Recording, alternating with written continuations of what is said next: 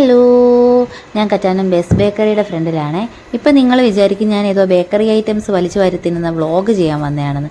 എങ്കിൽ അല്ല കേട്ടോ, നമ്മുടെ ഉണ്ണിമോടെ ബെസ്റ്റ് ഫ്രണ്ട്സിൽ ഒരാളായ അദ്വൈതയുടെ, അതായത് ഞങ്ങളുടെ ദേവുവിൻ്റെ 13th ബർത്ത്ഡേ ആണ് ഇന്ന്. അപ്പോൾ ഉണ്ണിമോക്ക് വലിയൊരാഗ്രഹം അവൾക്ക് സർപ്രൈസായിട്ട് കേക്ക് കൊണ്ട് കൊടുക്കണമെന്ന്.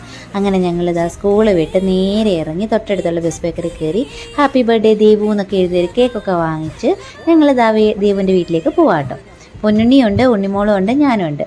അപ്പം ഞങ്ങൾ പോകുന്ന വഴിക്ക് തന്നെയാണ് ദേവുവിൻ്റെ വീട്. അപ്പോൾ പോകുന്ന വഴിക്ക് തന്നെ അങ്ങോട്ട് കയറി കൊടുക്കാമെന്ന് വെച്ചു. ദേവു സ്കൂൾ വാനിലാണ് വരുന്നത് കൊണ്ട് അവൾ നേരത്തെ വീട്ടിലെത്തിയിട്ടുണ്ട്. ഡ്രസ്സൊക്കെ ചേഞ്ച് ചെയ്ത് നിൽക്കും. ഞങ്ങൾ വരുമെന്നൊന്നും അറിഞ്ഞില്ല.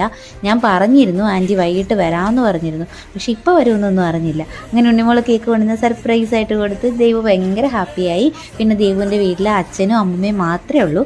ദേവുവിൻ്റെ അമ്മ ദുബായ് ഒന്ന് കറങ്ങി കാണാൻ വേണ്ടി പോയിരിക്കുക. അപ്പോൾ അവൾ വരുന്നത് വരെ വെയിറ്റ് ചെയ്യാനുള്ള ക്ഷമയൊന്നും ഞങ്ങൾക്കില്ലാത്തത് കൊണ്ട് ഞങ്ങൾ കേക്കൊക്കെ വാങ്ങി അങ്ങ് കട്ട് ചെയ്തു. അങ്ങനെ എന്തായാലും ഉണ്ണിമോളും ദേവും കൂടെ കേക്കൊക്കെ ഒരുമിച്ച് കട്ട് ചെയ്തു എല്ലാവർക്കും സപ്ലൈ ചെയ്യാനുള്ള തിരക്കിലാണ്. അപ്പോൾ ദാ ഇവിടെ 2 പേര് അപ്പുറം അപ്പുറം കേക്കിന് വേണ്ടിയിട്ട് കട്ട വെയിറ്റിങ്ങിലാണ്.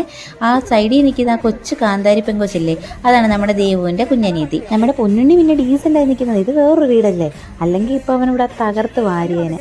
അപ്പോൾ നമ്മുടെ ആ കൊച്ചു കാന്താരി എന്നോട് പറയുക, ആൻറ്റിയുടെ മുഖം സ്കൂളിൽ വെച്ച് കണ്ടപ്പോഴേ ലക്ഷണം വെച്ച് എനിക്ക് മനസ്സിലായി ഇന്നിവിടെ കേക്കുമായിട്ട് വരുമെന്ന്. മുഖലക്ഷണം നോക്കി സംസാരിക്കാൻ അറിയുന്ന കുട്ടിയാണെന്ന് തോന്നുന്നത് കേട്ടോ. എന്തായാലും ഞങ്ങൾ കേക്കൊക്കെ കട്ട് ചെയ്ത് ഇനി പോവാണേ. ടാറ്റാ.